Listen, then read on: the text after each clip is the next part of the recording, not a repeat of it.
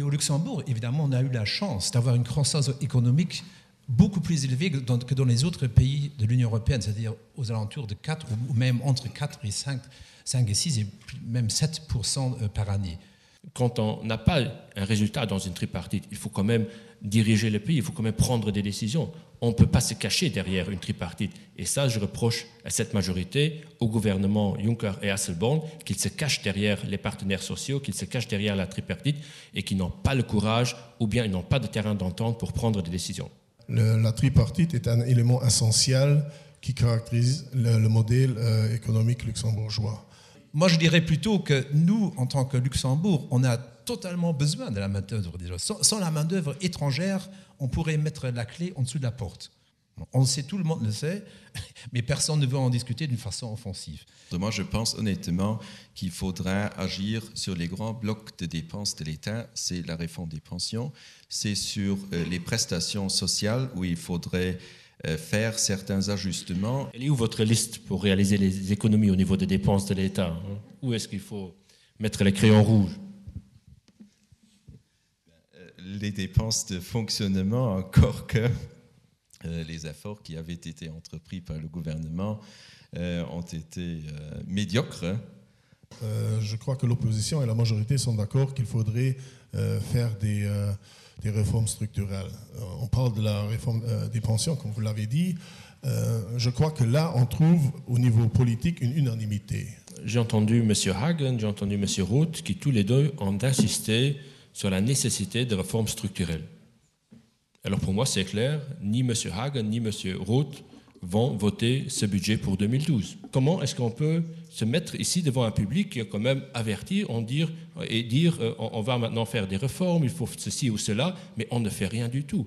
Et on rediscute, et on rediscute, et on rediscute tout ça, mais on n'agit pas.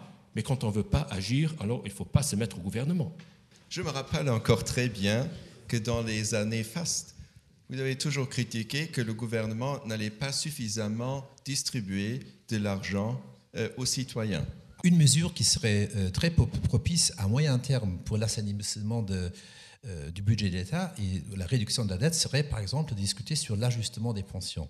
Il faut réduire le déficit, il faut réduire la croissance des dépenses. Si on ne fait rien, les 10-15 prochaines années, on aura la guerre des générations. Parce que le jour où les jeunes doivent payer entre 30 et 40 ou 45% de leur salaire pour les cotisations pour ceux qui sont en pension, alors là, définitivement, vous aurez la guerre. Je dis que la crise n'est pas arrivée dans la plupart des ménages ici au Luxembourg. Je le prétends.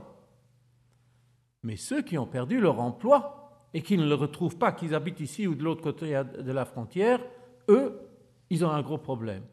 On est encore dans une situation budgétaire qui n'est pas catastrophique. On n'a pas besoin de couper à la hache. On peut le faire de façon ordonnée. On pourrait travailler décemment sans faire du mal à des gens. Chaque fois qu'il nous fallait de l'argent, on mettait un franc en plus sur l'essence, parce qu'on savait que c'était la plupart des étrangers qui allaient payer. À la longue, on ne peut pas vivre comme ça. Prenons tout de suite la décision, claire et nette. Il n'y aura pas de tranche indiciaire ni en février, ni en mars, ni en avril. Pourquoi?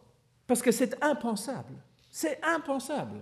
Les Statec, c'est quand même pas des imbéciles. S'ils vous disent que c'est 150 000, ça peut être 120 ou 180. Mais il nous faut des logements. Il faut être clair. Ceux qui habitent ici ne veulent pas avoir plus de monde. Mais je vous dis, ça ne marche pas. Ma génération a tous soutiré.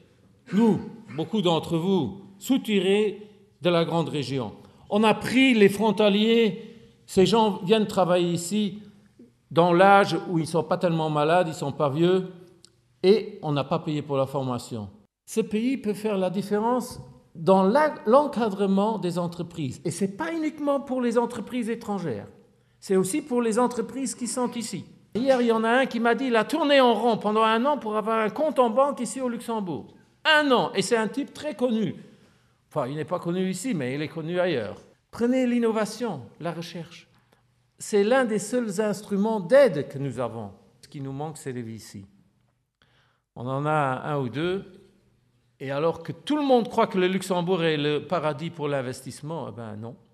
Et bon, si on arrivait à avoir un consensus, au lieu de se battre, eh ben, on pourrait le faire. Et moi, je vous dis, je vais le faire le jour où je vais entrer au gouvernement.